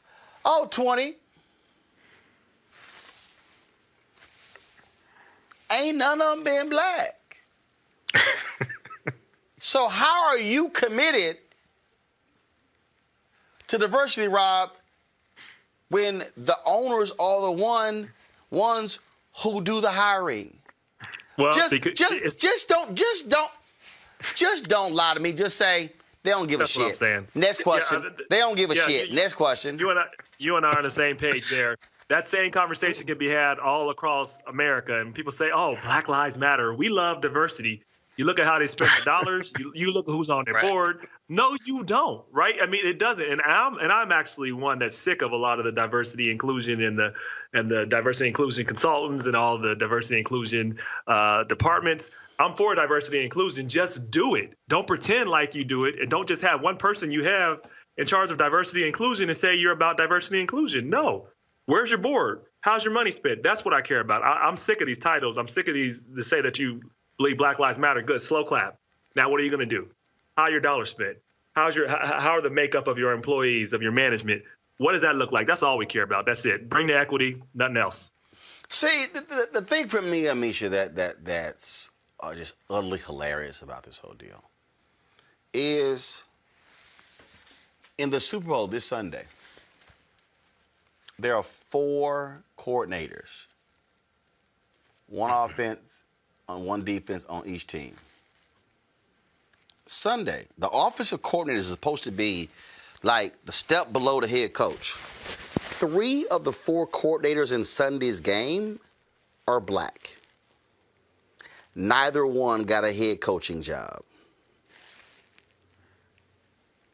It's quizzical, Roland, and it is because at the end of the day, what we see from Roger Goodell and people like him is that they are race and equity positive as long as it is a PR campaign. It is not seen in action at all. And it's not for lack of talent or lack of esteem or lack of, you can look left, right, and sideways and find a lot of people who would be able to fit these roles who happen to be black. It's because they don't want to do it. I think that for him, it's easy to tweet out. It's easy to issue a press release. It's easy to get one of the highest paid PR firms in the country to say these things that sound nice, especially post the George Floyd protest last year. But we haven't seen those things in action. And to be honest, I think that more black organizations and more black media and white media as well, need to start questioning not only Roger Goodell, but other organizations and their leadership as well, who have made these pledges, who make these flowery statements on a regular basis, and we don't see any change. Roger Goodell knows how to say the good things, or his PR firm knows how to say the good things.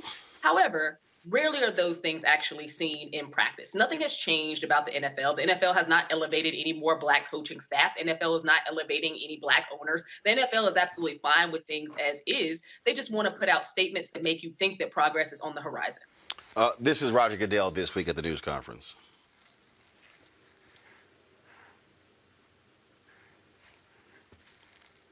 All right, let's see if we can go ahead and get the video to play here. Sorry, 1 second. I'll play that in a second. I mean, the big issue for me are these folks who act like we don't have any eyes and we can't actually see what's going on. I mean, we're literally looking at you. This is sort of like, I use this example all the time. Imagine the 4 of us are talking. And no, imagine imagine 3 of us are talking. And imagine it's me, Rob, and Amisha. And Michael comes up and Michael says, "Man, I'm hungry. Woo, I'm hungry." And I go, Hey, Amisha and Rob, let's go get something to eat. Michael probably standing there like, I know his ass heard me say I was hungry. Did he? I'm standing right here, and he gonna ask two other people to let's go eat, and I'm standing right here. Mm-hmm. Just go ahead and be straight. Owner say, look at here. We want white boys leading our teams. Okay? Mm-hmm. Y'all are more than welcome to be coordinators. Y'all can be wide receivers coaches. Y'all can be running backs coaches. As long as you don't kneel. We ain't hiring you as head coaches. Just go ahead and be honest with me. I mean, look, the one thing, the difference between a whites-only water fountain and integration, but then you don't hire me, I know exactly where you stand with that water fountain. I ain't got to guess where you stand. It's not hidden. These owners are full of crap. Every single one of them. Every single one of them full of crap. You know, Roland, I don't know if were you coming to me next? Yeah, so you go ahead. Oh, okay. So, well, you mentioned me being hungry, which I am, but okay, anyway. So, me too. It's interesting that last year, Roger Goodell said that the NFL was wrong about Colin Kaepernick and his protest. He came out and admitted it. You all remember that? He said, Colin Kaepernick was correct, right? But the league hasn't lived up to their actions don't coincide with Roger Goodell admitting that the league was wrong about Kaepernick's protest. Now, it's also important to note that Roger Goodell works for the team owners, and almost all of them are white. Okay, so they are, as you said, they're perfect. The team owners are perfectly fine with the way things are, unless there's some massive protests, and then they may do some cosmetic changes because then they don't want people to stop watching the games or what have you. Now, I haven't watched an NFL game in 5 years because Colin Kaepernick hasn't gotten hired in the NFL. So I'm not watching the Super Bowl. You can watch it. You all can watch it if you want to, but I haven't watched an NFL game in 5 years. But it's important for us to go back and look at what Roger Goodell said last year in 2020, admitting that Kaepernick was correct, but they haven't taken the proper steps to correct those actions. But also, when Jay-Z got this big deal to produce the Super Bowl halftime show and do all this stuff, this inspirational music, things like this, wasn't that supposed to be about inclusion and all this stuff? And we ain't heard nothing. We ain't heard not a damn thing from Jay-Z about the hiring of coaches. Remember when he had that meeting with Roger Goodell and it was broadcast, and he said, "Okay, now after you get their attention, and they say we hear you, then what's the next step?" Business. Okay, what's the next step? Checks. I mean, that's all it was. Checks and selling merchandise. That's all that was about. That's all that was about. Checks and selling merchandise. That's all that was about. All right, y'all. We now we have got to settle what is fundamentally one of the biggest chasms, one of the biggest there are some issues that are so critical in Black America that divides Black America. Not whether Candace Owens need a weave. Not whether Black Republicans who support Trump are not evil. Not whether or not we really can sit here and say who's best, the GOAT out of Michael Jordan or Bill Russell. There is no issue I can think of that has split Black America more than whether or not you should put sugar on grits. I knew you were going there. You shouldn't. Whether it's sugar on grits or it's salt and pepper on grits. I saw this video today, Don't lose your black card. and I had to go ahead and play this. Go ahead. I don't want to hear it no more. The grits folks down at the grits factory say, circle here, eat the grits with milk, butter, and sugar. Okay, so the debate is over. I'm sick of it, black folk, and you eat the grits that's sweet. Might as well go and eat cream of wheat. I don't like cream of wheat. I want grits with sugar. And some days I want grits with salt and pepper. Shrimp and grits, I want them savory. Regular grits, I want them sweet. And the grits folk done said, serve with grits with sugar. Now what y'all gonna say about it, huh? Salt and pepper and butter, people and cheese, what you gonna say about it now? The folks down at the grits said it. Now, I like to have a bowl of grits before I Keep Your Distance comedy shows. You know what I'm saying? That's my pregame meal. A bowl of hot grits and sugar. I'm going to have me one tomorrow night when we have the show. You should get your tickets. But until then, the folks said, I can have it. Now, watch this. I'm going to tell you what black folks don't care, okay? One reason. Black folks don't care what Uno said. Uno said, these are the rules. Black folks said, shut up. These are our rules. Y'all just make the cards. We going to play the game. And that's how black folks going to care about the rules of grits. They don't care if the grits folks say sugar. They say, y'all don't know nothing about grits. You just make them and shut up and hush. And the second thing, right next to sugar, it says, serve it with raisins. And I said, now, hold on now. That's oatmeal, you know. Grits folks, who said raisins? Now we know raisins go to potato salad. That's Karen who said that. Now, I don't know if black folks down at the grits factory. Because I ain't never really heard nobody say raisins. You know, we can argue about sugar versus salt and pepper. We ain't really gonna argue about raisins and grits. I don't know what you're talking there. Why does this divide the community? People will judge you for the sugar and the grits when the folks down at grits folks said sugar. And people gonna say, I don't care what the grits folks said.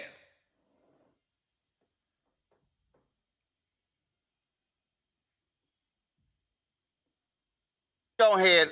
Momentum not moving, you know. My head gets to rolling. I can't control it. I ain't even moving. Now go back to it.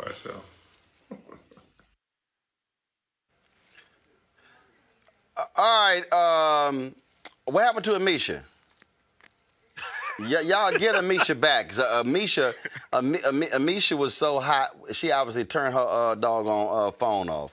So, I mean, this really just splits black people. Michael, where do you come down on grits? Are you a salt and pepper and butter person, or are you a sugar on grits person? Well, I may not be the best person to ask this question to. I rarely eat grits, but when I do, stop. Right. When I do, wait. So hold on, stop. Did you just say, first of all, that you barely eat grits? Then I rarely eat grits. Then you said, but if I'm at a hotel? Yeah, like if I spend the night at a hotel and you go get breakfast and they have grits, or if I'm eating at a event, stop. Hold on, stop. What? What? Your black card right now is in review status. I don't eat grits a lot, but no. Your black card in review status, because already when you said, well, I don't really eat grits, but then your ass said hotel grits. Well, I'm eating what's there, but here's the thing: when I go to grits, them runny ass. Hold on, wait. Dog, you might as well eat them hotel grits with a damn straw. They're not runny. I ain't never seen not nail grits at a hotel that could not be eaten with a spoon or a straw. Well, look, when I eat at Grits and Politics here in Detroit, which is it's a black political pancakes and politics. No, that's white people. White people have pancakes and politics. Black people have grits and politics. No, it's called pancakes and politics. You mean the one put on by Real Time Media, Michigan Chronicle? No, not that. I'm talking about the one put on by Keith Williams here in Detroit, because I'm bored. Grits and Politics. When we do that, I don't put salt on my grits. So what you put on them? I eat them. I don't put salt on the grits. What the hell you put on? You don't eat grits, man. You don't eat grits. Just tell Hold up. I do. Hold up. Wait. I'll have some grits. You eat the grits plain? Yeah, because I usually don't put salt on grits. So you don't put salt. There've been times in the past. You don't put salt and pepper. You don't put sugar. You just I eat don't them put pepper. Just plain. Oh, I don't put sugar. No, I don't put sugar on grits. No. I don't put sugar on grits, and I really don't add sugar to anything. Like oatmeal, I'll put cinnamon. But I don't add. First of all, you can go ahead and stop. You go ahead and stop because when you I don't put sugar on grits. First of all, you go ahead and stop because when your ass said hotel and grits, right there, you just totally disqualified yourself from this conversation. Rob, it's in politics. Rob, where do you come down on grits? Well, my family comes from the South on my dad's side, so we're all the way Southern. Bacon, eggs, pork chops. And so definitely salt, butter. I don't even know I don't understand these sugar people and who they are and where they come from. You damn right. They sitting right here. I'm going to put some damn sugar on grits. And my ass from Texas. I'll give a damn bite sitting there. First of all, I ain't putting no damn pepper on. And here's the other deal. I didn't Folks say sitting pepper, here. but salt. And here's I want to say people. They want to put salt in the grits while you cooking them. Hell no, let me messing up my damn grits. Put that salt in your own plate on your own portion. Right. But you ain't messing up my grits. No, I'm going to put sugar on grits. I don't give a damn what nobody got to say. I called Jamel Hill because her little country ass, she's sitting here just trying dog folks, and she on some Zoom call. I said, come on. She's like, oh, I wish I went on the Zoom call. She said, I'll come at you. I said, girl, bring your ass. Bring your ass.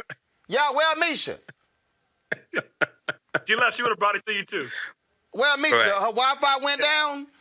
So, hey, Roland, very quickly. See, now my taste may be different because I'm a vegetarian. I've been vegetarian for 15 years. Your ass black. Yeah, my black, and my parents are from the South. You a vegetarian? But still, grits ain't no damn meat. But when I eat grits, I don't put salt on them, and I don't put sugar in them. When last time your ass ate grits? I had grits. I don't think it was last year, so it had to be 2019. Usually in the morning I eat oatmeal. Y'all know damn well that this Negro Michael eat chitlins probably more than he eat grits. Oh no, I don't. I've never had chitlins, Roland. Those are fighting words, Roland. I've never had chitlins. Okay, no. Hey, all right. Do we got Misha back? Misha ain't coming back. What's wrong with her? Okay, this is what Kelly Carter tweeted, and she says she don't want to hear nothing else. This is from Albert's Enrich Hominy Quick Grits right here. Breakfast grits served with butter or milk and sugar. Right there. End of conversation. End of conversation. Y'all can see, that's why I play that video. Y'all can get mad. All y'all, Goldie Taylor was out there talking about this as well. Goldie from the South, she countries all get out. She's like, sugar on grits. I'm like, sugar on grits. I don't care. But like my wife, she put them doggone, I said, don't come with that damn pepper. Don't you come with that damn pepper. This ain't no steak. This ain't no vegetables. Don't do it. I don't understand it. I don't understand y'all, but like salt, I get sugar. Yeah. First of all, that actually must be an alpha thing or something. I don't know what that's about. First of all, you ain't even from the South. So doesn't matter. My family is. My family is. You probably don't even eat. You probably don't eat your chicken with seasoning. Stop it. Come on. You mean? No. You know, dog. I can cook it. Hey, look, I can give you a run for your money in cooking, brother. Boy, I'm gonna hurt your feelings. All right, let's do it one day. Rob, I'm going to hurt your feelings. Rob, let me ask you this question. Have you ever had a recipe in the Real Men Cookbook? What? Sit your ass down. I say, have you ever had a recipe included in the Real Men Cookbook? No. There you go. Be quiet. Try some of our ribs and we'll Don't want to hear it. Don't want to hear it. Go on over there and cook your meatloaf. Meatloaf? I'll tell you what, we're going to cook some ribs and we're going to see who can cook better ribs. Go on, cook your meatloaf. Don't give a damn about no ribs. I cook gumbo. Don't give a damn about no ribs. You don't cook ribs? Okay, so yeah, there you go. You cook gumbo? You cook gumbo? I don't cook gumbo. Yeah, smart move. Do you cook curry chicken? Hell no. Yeah, I cook gumbo. I have Jamaican culture. I'm just have Jamaican background, so that's what I cook different food. Hold up. First of all, your ass say you're people from the South. Now I got a mama and a daddy, dude. Now you saying Jamaican and you sitting in Ohio. That's my mom's side. Y'all. My mom's side. Anyway. Hey, some people were in Jamaica before they were taken into the South as slaves. Hey, look, you ain't had grits in at least 2-3 years, so just go ahead and be quiet, okay? You just stop talking, being a part of this conversation right here, okay? All right, so Michael, there ain't nothing you can do to contribute to this conversation. Nothing. Last time you had grits was before the midterm election. Don't even nothing. No, 2019. No, right, 2019. you can't even you can't go to Georgia. Now, First of all, I like pancakes. The moment your ass said hotel grits, right there. Well, you know what? Right there. It may have been 2020. I think it may have had grits in 2020 when my girlfriend at the time cooked breakfast. She may have had we had pancakes, but she may have had some grits. So if that was the case, then I did. But I don't put salt in them. You said hotel grits. Right there. You are completely disqualified from a conversation. If you ain't say grits cooked on the stove at my house, my woman's house, my grandfolk house. No, your ass said hotel grits. I had to think about it. 2020. So it would have been 2020. Yeah, because she did cook grits. But I still didn't put salt in them, and definitely not sugar. I don't put sugar in grits. I'm looking here on YouTube. Toya Alta said, Michael, just hush. Yeah. I let it go. She said, just hush. She like, don't even, just hush. Let's see here. Damn, this is so cold. Diva Jones said, Hotep is anti-seasoning. I think that was for you, Michael. No, I'm not anti-seasoning. I just don't put salt or sugar. Richard in James. You don't need grits, bro. Hotel grits taste like you ain't hotel. Got no job like hotel grits taste like hotel eggs. I don't eat eggs, so I wouldn't know. Damn. I don't eat eggs. What the hell? What the hell you eat for breakfast? Lunch? No, I'll have oatmeal, fruit, pineapples, mixed fruit, oatmeal. I'll put cinnamon in oatmeal, sometimes raisins. But sometimes once in a while I have pancakes. I don't cook them myself, but Kevin Coles, hotel grits have no place in this conversation. Oh well, that if they have like a buffet, TJ, you stay at a hotel and they have a buffet. Pull his card about them hotel grits. Dog, I'm telling you right now, all these black people, all these black people are saying, Michael, you might as well just go ahead. They killing you, dog. Dwayne Whitfield, Mike, you are in grits prison. Don't say nothing else. We just gonna end it on that one. That's it. That's it. Michael, Rob, I appreciate it. And Misha, I appreciate it as well. Y'all, when we come back, we're gonna have our education segment. We'll talk about Black history in curriculum next to Roland Martin Unfiltered. Think about the fact that 2043, we are going to be a nation that's majority people of color. I've really focused on this a lot on television, on radio, and my speeches. That my focus is trying to prepare us to have demographic power while also having educational, economic power at the same time.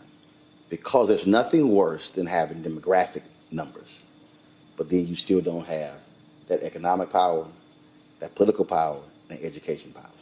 Well, you and I think most people know and understand that education is what we've got to impress on all of our people. We've got to help people to understand that if you want a decent quality of life, if you want the kind of quality of life where you're not having to worry about your food and your nutrition and, being able to pay your bills or buy a house, then you've got to become educated. The more education you have, the larger the paycheck is. And of course, we've got to be involved in entrepreneurship, taking the talent that we have to create businesses. And there's a lot of opportunity for that.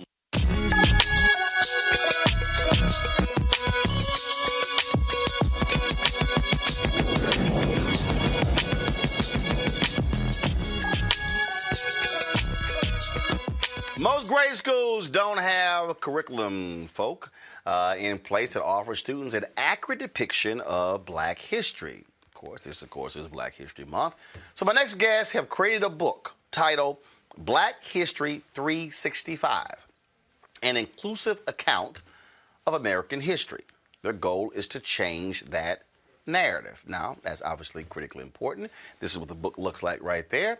Joining me right now is Dr. Walter Milton Jr., Dr. Joel Freeman, both co-authors of Black History 365, an inclusive account of American history, and Grammy-nominated multi-platinum producer K.L. Cates, who was the founder, creator of Curriculum Incorporated, and the one who put together the soundtrack that accompanies the book. First, let's play this video.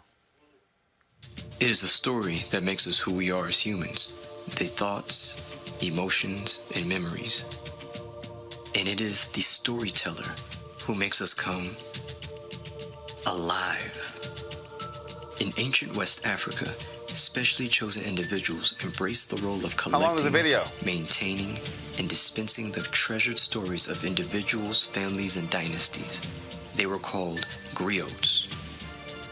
Through their methodical word choice, masterful poetry, and verbally illustrated stories, they provide us a solid understanding of the greatness that we were, the greatness that we are, and the greatness we are destined to be. Today more than ever, we need the power of our story to be heard, to be listened to be understood. And we need our modern griots to rise up to the challenge. We at Black History 365 gladly accept this challenge. At Black History 365, our goal is to equip our nation's inhabitants and the world at large with a more thorough, candid, and interwoven understanding of African American history and realities within the American and world historical context. To accomplish this ambitious goal, we have created a textbook on African American history that encompasses the history of African Americans starting in Africa until today. Our game-changing textbook, Black History 365, an inclusive account of American history, and its corresponding K-12 curriculum are designed to not only reveal the hidden, undertold, and misconceived portions of African American history, but also to cultivate an atmosphere of being authentic with each other about our nation's past with the intention to heal, not hurt. The textbook meets Texas state standards regarding U.S. history as it provides a healthy survey of national, international, and regional U.S. history through the lens of African Americans. The 10 units of the Black History 365 textbook consist of all-encompassing topics starting from ancient Africa, the transatlantic slave trade, the American system, emancipation, the Great Migration and its aftermath, civil rights and American justice, the economic system, pop culture and Black wealth, the Lone Star State, and the North Star, Canadian Black history. The Black History 365 textbook is full of rarely told history lessons and more than 3,000 original artifacts to take students and educators on a colorful and powerful journey to embracing an inclusive account of American history. The engaging textbook entices students to think critically, using well-placed discussion points and sidebars that connect with modern societal challenges. Most importantly, the textbook meets and exceeds Texas state standards so that students can achieve elective credit. Similar to college courses, the Black History 365 textbook and coinciding curriculum can be used independently or as a supplement to existing U.S. history or elective courses. The Black History 365 textbook and curriculum are making history. Through our product, we want to empower all of the youth who get to interact with our project. Learning the powerful lessons of Black history will uplift the knowledge, confidence, and understanding of our nation's youth so they may all be inspired to achieve. So let's fulfill the legacy of Carter G. Woodson.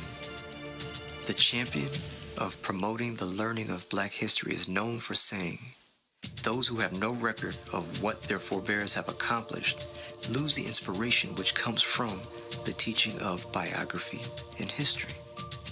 Now is the time to act for inspiring America's children through the knowledge of their ancestors, and it is up to the brave educational institutions to help accomplish this vital goal. All right, folks, let's talk about this with Dr. Walter Milton Jr., Dr. Joel Freeman, as well as joining us is K.O. Cates. All right, folks, this is, whose idea was this? So how did this whole thing start? Where did it originate from? Well, I guess it was my idea, but it probably originated simultaneously with all of us. But I remember I had an experience in fourth grade where my teacher, Miss Laudisi, said, "Hey, I'm going to teach Black history." And she started with the benign institution of slavery. And she did it in a way that evoked so much shame and humiliation. So that moment stayed with me all of my life. And so as a result of that, I went into my career as a school principal, as a school superintendent, and I just looked at the curriculum and I said that there's nothing that's pedagogically sound for children that look like me. At the same time, that curriculum could help others who don't look like me. So I contacted Joel Freeman and I said, "Hey, I'm going to do this. I'm in the process of writing this book, this material, and I would like for you to join me." He came on board. Soon after, we had an opportunity to fly down to Atlanta. We met Dr. Kevin K.O. Cates and said, "Look, hey, man, we want to add some music to this, and you're the man from what I hear." I know that Joel and K.O., we call him, had a relationship in the past. So Joel, he thought of K.O., and here we are. So we have a textbook that's unbelievably different from what has been presented to our society and to our people. What makes it so different, Joel? Pardon me? What makes it so different and unique? Well, first of all, we start in ancient Africa. And the reason why we did that is we did not want to reinforce the notion, either implicitly or explicitly, that Black history started with slavery or the slave trade. So we bring out all the folkways, the mores, the values, the genius, the creativity, hunting, gathering, fishing. We talk about industry, and then we talk about the ancient kingdoms that transcend the current geopolitical lines. And then we end in Canada. Of course, we bring in George Floyd, John Lewis. We bring it all the way up through. The textbook is this big. It weighs 5.5 pounds, is 1,248 pages, has over 2,500 images in it. It's like a Nat Geo project. And the response we're getting from across the nation, it's like an educational earthquake we're experiencing. And we're very, very grateful for the opportunity to put something like this together. It's our love letter to the country. So this is, so we talk about it being interactive. Let's talk about that, K.O. Are we talking about book? Are we talking about virtual? We're talking about digital? And so how are you trying to reach as many people as possible? Well, when you speak on the book, there's two ways that it's interactive. So one side, of course, the book itself has the QRC codes to where you can put your phone up against it, and there's videos that come that elaborate more on each topic in the book. But then also, of course, with the music, what I did was actually I took each chapter and brought my team in, and I produced songs for each chapter. So literally, you can actually just listen and learn from ancient Africa all the way to our current time through the music, meeting our youth exactly where they are. So in terms of, we were operating now in this space where folks are looking to gain more information. Make the argument for a parent out there who says, look, why should I get this book compared to other books? Why should I? There are board games out there. There are cards out there. There are all these other different things that are out there. What makes this one special and stand out? Anybody can answer. I think the images is one thing that makes our book stand out. It really takes our young people and also our adults. We say that it engages all ages. It takes them on an intellectual journey. We have the visualization that really supports the research. We spend laborious hours putting this together, 12 to 16-hour days for over 2.5 years. Our research is sound. It's impeccable. And we wanted to reach the heart and soul. We know that there's a major gap in America's schools right now. When you look at those young people that look like you and me, they are struggling. In some cases, they are in an abyss or conundrum where they have been detached from the educational process. What this does, it hooks them and brings them in and brings the families in as well. Also, it dispels a lot of stereotypes as well as misconceptions. One of the things that I think is so interesting when we talk about history as opposed to his story. And that really is a piece here. This also, to me, is not a piece of work for black folks. It's also what white Americans should also be embracing, because that's part of the problem. They have learned his story and not history. And one of the things that we wanted to do, Roland, is we really wrestled with the whole idea of how do we deal with some of the difficult topics that have vexed our country for centuries. And I'm talking about topics like, should we tear the statues down, reparations, scientific racism, can a white person ever fully understand the black experience in America, Uncle Tom, 3/5 of a human being. And we developed a process whereby people can talk about these topics rather than butting heads or talking past each other. And it's a proprietary process called the Elephant Experience. And so throughout the entire textbook, we have probably over 50 elephant experiences. And the first class is not even about black history. It's about the students developing the how they're going to do the what. In the second class, we have something I have in my collection. I have a black history collection over 3,000 items. This is from the mid-1800s from the Chokwe tribe of Angola.